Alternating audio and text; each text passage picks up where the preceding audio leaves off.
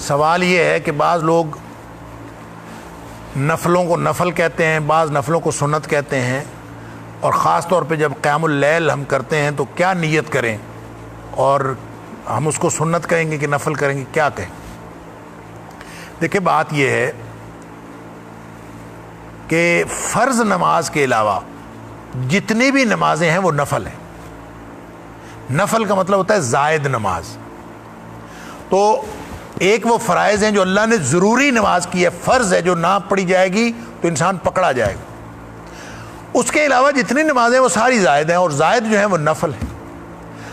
وہ نفل جو نبی اکرم صلی اللہ علیہ وسلم نے ادا کیے ہوں وہ سنت بن جاتے ہیں۔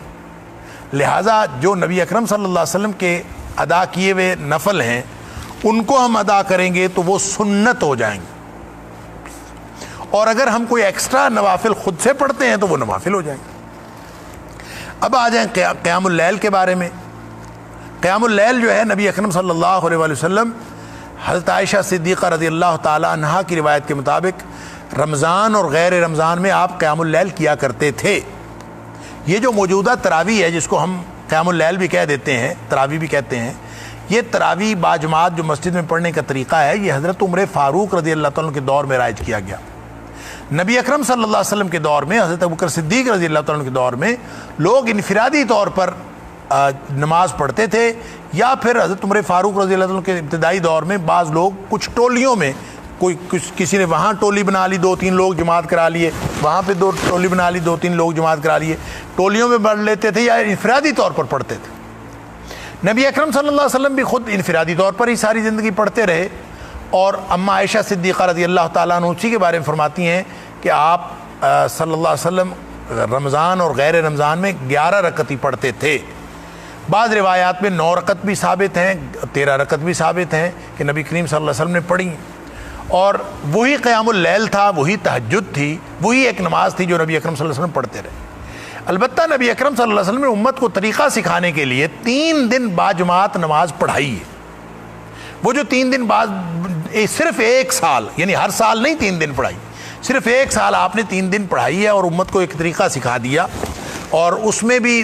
جو 3 راتیں تھیں وہ 23ویں، 25ویں اور 27ویں تھیں۔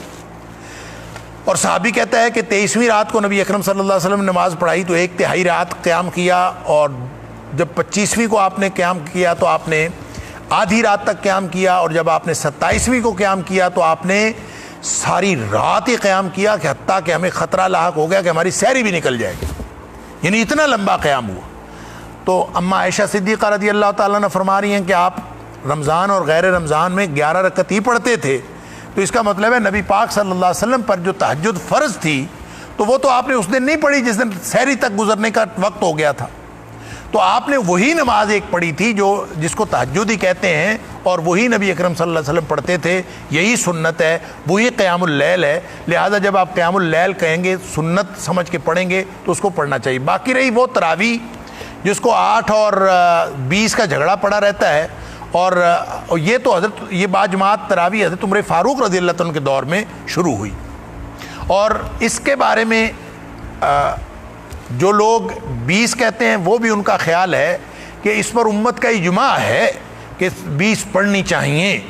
البتہ کوئی نبی اکرم صلی اللہ علیہ وسلم سے کوئی دلیل، کسی صحیح حدیث سے دلیل، ایسی کوئی دلیل موجود نہیں ہے۔ تو جو شخص اس نماز کو ادا کرے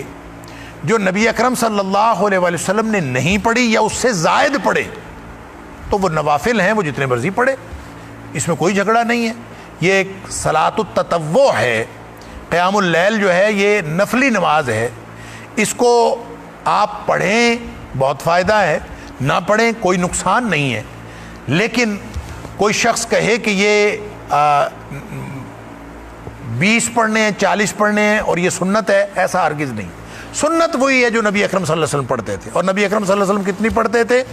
وہ آپ کی 11 رکعت عام معمول تھا، بعض اوقات آپ 8 رکعت اور 1 وتر بھی پڑھ لیتے تھے، 9 رکعت بھی، اور بعض اوقات نبی اکرم صلی اللہ علیہ وسلم 13 رکعت بھی پڑھ لیتے تھے۔ تو یہ 9 سے 13 تک عام معمول 11 نبی اکرم صلی اللہ علیہ وسلم کی سنت نماز یہی ہے، اور اگر کوئی شخص یہ نماز پڑھے گا تو وہ قیام اللیل سنت کی نیت کرے گا،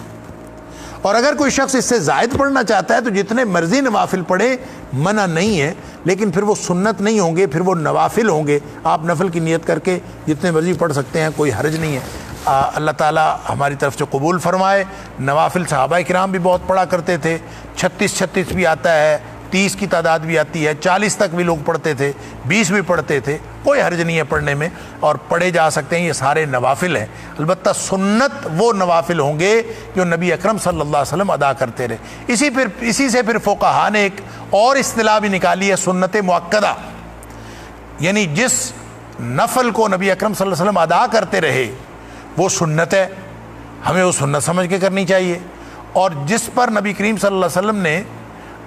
خود ہمیشگی بھی فرمائی، خود ادا بھی کرتے رہے، اور ساتھ آپ نے حکم بھی فرما دیا کہ ادا کرو، تو گویا وہ سنت مؤکدہ ہو گئی۔ اس طرح سے یہ کیٹیگریز فقہاء نے بنائی ہیں نبی اکرم صلی اللہ علیہ وسلم کے فرامین سے اخذ کر کے۔ لیکن جو سنت وہی بات ہوگی جو نبی اکرم صلی اللہ علیہ وسلم کرتے رہے، اور جو آپ نے جو عمل نہیں کیا وہ سارے کے سارے نوافل ہوں گے۔ ہم اس میں جتنے مرضی پڑھ سکتے ہیں، جتنا مرضی کم کر سکتے ہیں، نوافل کے اندر ہمیں اس بات کا اختیار ہے، البتہ سنتوں کے حوالے سے ہمیں کمی بیشی کا اختیار نہیں ہے۔ جو نبی پاک صلی اللہ علیہ وسلم کرتے رہے وہی سنت ہے، اور سنت عمل ہی سب سے بہتر عمل، واللہ